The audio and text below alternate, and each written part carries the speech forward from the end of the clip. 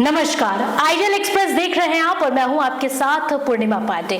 खबरों की शुरुआत करते हैं। देखिए, पहली खबर जहां प्रतुल शाहदेव ने हेमंत सरकार पर हमला बोला है।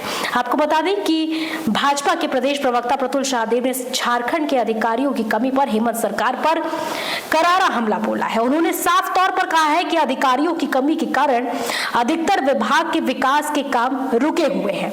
इसके अलावा प्रवक्ता प्रतुल ने हेमंत सोरेन पर सनातनी विरोधी होने का भी गंभीर आरोप लगाते हुए जमशेदपुर के दलमा पहाड़ पर स्थित शिव मंदिर में डीएफओ के द्वारा शिव भक्तों पर टैक्स लगाने का मुद्दा भी उठाया है।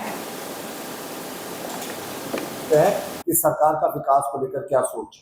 मुख्यमंत्री जी पुत्र धर्म निभा रहे हैं, वो बहुत सराहनीय है। विपक्ष में भी रहकर हम सराहना करते हैं गुरु जी की, वो बिल्कुल देखभाल करें। राजधर्म भी निभाना चाहिए मुख्यमंत्री जी को, डेलीगेट करना चाहिए अथॉरिटीज को। खबरें आती है, फाइलें जो है वो प्लेन से जाती है, वहां से साइन होकर आता है। एकदम जो प्रोजेक्ट बिल्डिंग है या जो भी नेपाल हाउस में, वहां अफसर जो है वो गिने चुने बहुत कम आते हैं। तो मुख्यमंत्री जी वैकल्पिक व्यवस्था करें, पुत्र धर्म बिल्कुल निभाए। ये स्वागत योग्य है पुत्र धर्म निभाना, साथ साथ राजधर्म भी निभाइए मुख्यमंत्री जी। रियलिटी चेक सोच सकते हैं कि सरकार का विकास को लेकर क्या सोच मुख्यमंत्री जी। अगली खबर की ओर बढ़ते हैं। देखिए, पेशा कानून को लेकर अब विवाद बढ़ता जा रहा है। इसको लेकर मुहिम भी तेज होती जा रही है। आपको बता दें कि पेशा कानून को लेकर राज्यपाल से मुलाकात की गई, उन्हें ज्ञापन सौंपा गया।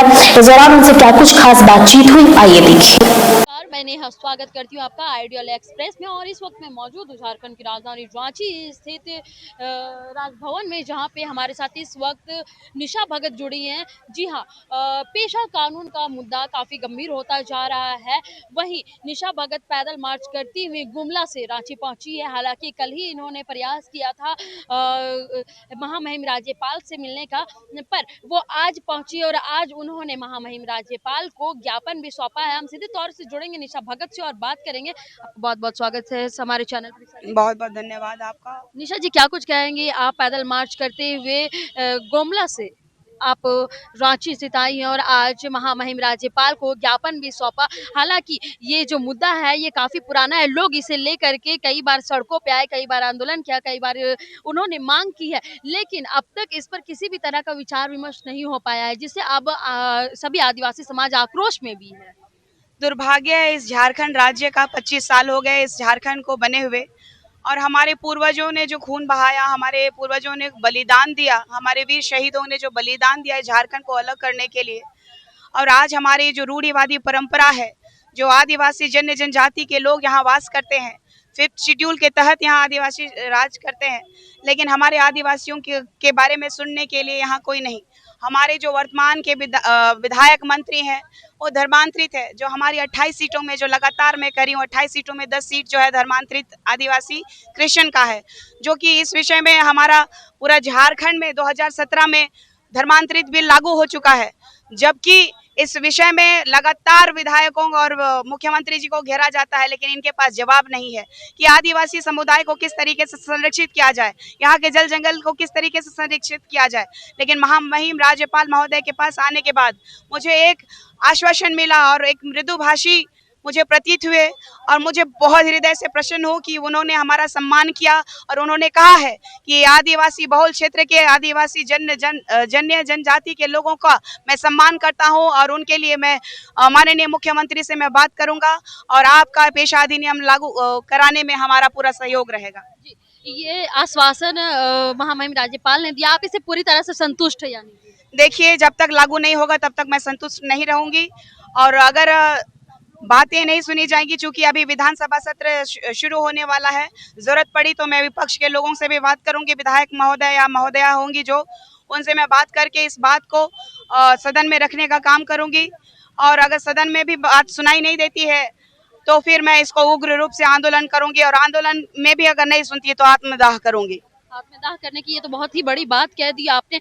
लेकिन निशा जी, क्या लगता है, ये तो आदिवासियों की सरकार है, इन्हें आदिवासी समाज के लोग जो है उन्होंने काफी ज्यादा उन्हें चुना है, तो फिर वो क्यों आखिर आदिवासियों की मांग को पूरा नहीं करे? आखिर क्या वजह है कि बार बार आदिवासियों को दर बदर की ठोकरें खाने पड़ रही है? चूंकि पूरा झारखंड राज्य जानता है कि ये आदिवासी बहुल क्षेत्र में आदिवासी मुख्यमंत्री होने के बावजूद आज हमारा जल जंगल जमीन लूटा जा रहा है। हमारे झारखंड में दलाल प्रवृत्ति के लोग ज्यादा हावी हो गए हैं।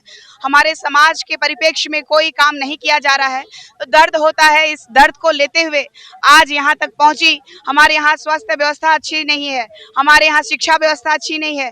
गांव में जाके देखिएगा, पानी पीने के लिए स्वच्छ पानी नहीं है, हमारे लोगों के पास कपड़े पहनने के लिए नहीं है। लेकिन आज जहाँ हम लोग विकास में रोड़ा नहीं बनते हैं, कभी नहीं बने, ना ही बनेंगे। आदिवासी कभी भी झारखंड का विकास नहीं चाहता हो, ऐसी बात नहीं है। हम लोग भी अपना विकास चाहते हैं, लेकिन हमारा विकास का हक और अधिकार को जो धर्मांतरित लोग हैं वो लोग लगातार खाने का काम कर रहे हैं, जो कि इसको रोकने की अति आवश्यकता है। यदि धर्मांतरित लोग हमारा हक और अधिकार खाएंगे, हिंदू हो चाहे मुसलमान हो चाहे सिख हो चाहे ईसाई हो, सभी धर्मों में अगर आदिवासी बहन बेटियां चली गई हैं तो उनका अधिकार को समाप्त कर देना चाहिए। क्या लगता है निशा जी कि अगर पेशा कानून लागू हो जाएगा तो इससे आदिवासियों को कितना फायदा पहुंचेगा? जिस तरीके से ग्राम सभा के माध्यम से ये जो जुमला दिया जा रहा है शराब की दुकान खोलने का, तो शराब की दुकान से ज्यादा बेहतर है हमारे लोगों को शिक्षा चाहिए।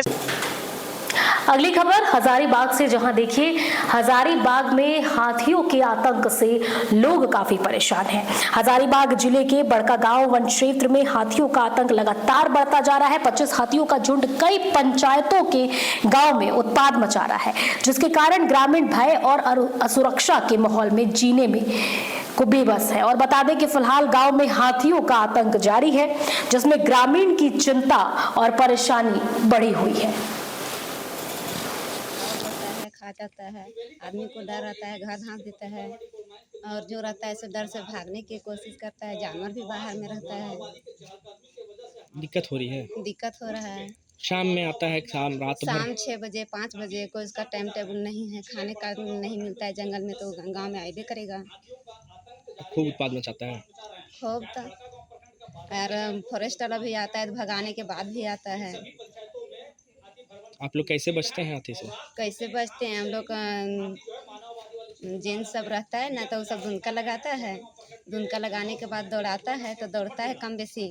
बच्चा है तो उसके बाद तो दौड़ता नहीं है ज़्यादा, घूर के भी। आप कुछ सहयोग नहीं हो रहा है, ठीक है, न मुखिया दे रहा है, न सरपंच दे रहा है, न यार कुछ दे रहा है, न बम दे रहा है, न फटाका दे रहा है, न यार कुछ दे रहा है। हम लोग कौन सी तरह रहेंगे यहाँ जिंदा जंगल में? हाँ, सरकार को होना चाहिए ना कि सहयोग करे से। कितने बजे हाथी पहुंचता है? 7-8 बजे पहुंच जाता है शाम में। हाँ, और रात भर उत्पात मचाता है। हाँ। तो आप लोग कैसे बचते हैं? धुनका लगाते हैं, अपना बचने के वास्ते धुनका लगाते हैं, अपना खर्चा करते हैं, अपना धुनका लगा के टायर जलाते हैं, अरे कुदाते हैं।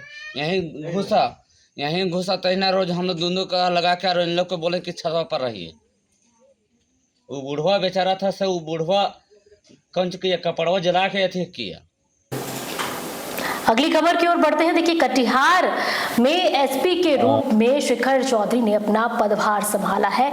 आपको बता दें कि शिखर चौधरी ने पदभार संभालते हुए पूरी तरह से वो एक्शन में नजर आए। कटिहार एसपी के रूप में पदभार संभालने के बाद उन्होंने प्रेस को संबोधित करते हुए कहा कि अपराध नियंत्रण एवं विधि व्यवस्था बनाए रखना सबसे पहली प्राथमिकता है। वहीं स्कैम के जाल के नियंत्रण को लेकर भी कटिहार में एक स्पेशल टीम बनाने की बात उन्होंने कही। कटिहार में जो हमारी प्रायोरिटी रहेगी, पहला तो अपराध नियंत्रण, जो लूट छिनतई जो आम जनता को जो प्रभावित करे, लूट जैसी घटनाएं हो गई, छिनतई जैसी घटनाएं हो गई, इन पे विशेष नज़र रहेगी। थाना अध्यक्षों को इस बारे में सतर्क किया जाएगा और कहीं भी लापरवाही बरती जाएगी तो उन पे कठोर कार्रवाई होगी। इसके अलावा लॉ एंड ऑर्डर एक मेजर चैलेंज है, खास करके आगामी पर्व त्यौहार को देखते हुए, इलेक्शन को देखते हुए।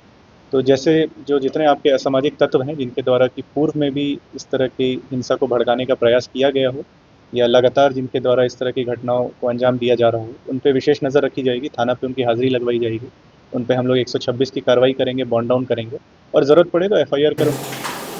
अगली खबर सहरसा से, जहां जमीनी विवाद को लेकर झड़प का मामला सामने आया है, जिसमें 4 लोग घायल बताए जा रहे हैं। मामले के बारे में आपको अधिक जानकारी दें कि जमीनी विवाद को लेकर ये पूरी घटना हुई है, जिसमें 2 महिला और 2 पुरुष बुरी तरह से जख्मी हो गए हैं, जिसे इलाज के लिए सदर अस्पताल में भर्ती कराया गया, जहां सभी जख्मी का इलाज चल रहा है।